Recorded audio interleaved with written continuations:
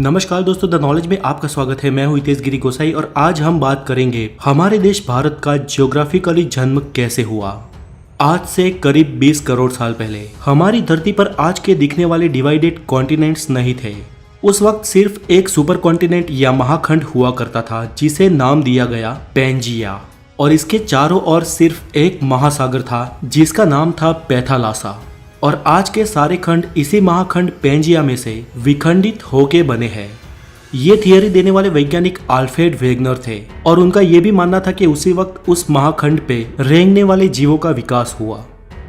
दोस्तों, पृथ्वी के गर्भ में लगातार प्लेट्स खिसकती रहती है जिसके चलते धरती पर निरंतर बदलाव होते रहते हैं, लेकिन ये बदलाव लाखों या करोड़ों सालों बाद दिखाई देते हैं। और इन्हीं बदलावों के चलते आज के ये दिखने वाले कॉन्टिनेंट्स का जन्म हुआ और उनके साथ ही हमारे देश भारत का भी। अल्फ्रेड की थियरी के अनुसार प्लेट के सरकने से सबसे पहले पैंजिया सुपर कॉन्टिनेंट के दो भाग हुए, जिसके उत्तरी हिस्से को लारेंसिया और दक्षिणी हिस्से को गोंडवाना लैंड कहा जाता है। और इन दोनों के डिवाइड होने के बाद जो बीच में महासागर का पानी भरा और एक खाड़ी का निर्माण हुआ, उसे वैज्ञानिकों ने टेथिस सागर नाम दिया। पैंजिया में से अलग हुए उत्तरी महाद्वीप लारेंसिया में से आज के एशिया, यूरोप और उत्तर अमेरिका जैसे कॉन्टिनेंट्स बने, जबकि गोंडवाना लैंड में से दक्षिण अमेरिका, अफ्रीका, ऑस्ट्रेलिया और एंटार्क्टिका जैसे कॉन्टिनेंट्स बने।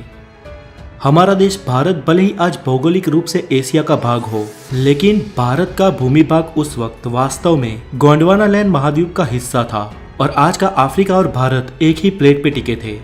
धीरे धीरे अंदरूनी प्लेट्स के सरकने से ये प्लेट्स भी अलग होती गई और भारत की जियोग्राफिकल प्लेट अफ्रीका से अलग होकर धीरे धीरे एशिया की ओर बढ़ने लगी।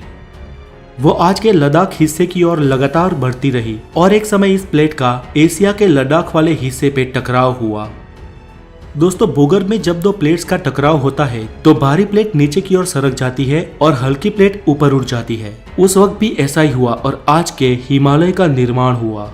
ऐसा कोई कम समय में नहीं हुआ, ऐसा होने में करोड़ों साल लग गए और आज की इस भौगोलिक भूमि का निर्माण हुआ।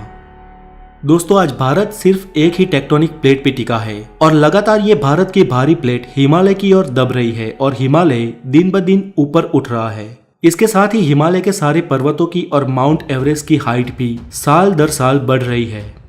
दोस्तों, इस थियरी को सिद्ध करने के लिए अल्फ्रेड ने यह भी कहा कि आज के दिखने वाले सारे कॉन्टिनेंट एक दूसरे में फिट होते हैं और आज अगर किसी तरह इन सबको एक किया जाए तो फिर से पैंजिया सुपर कॉन्टिनेंट का निर्माण हो सकता है।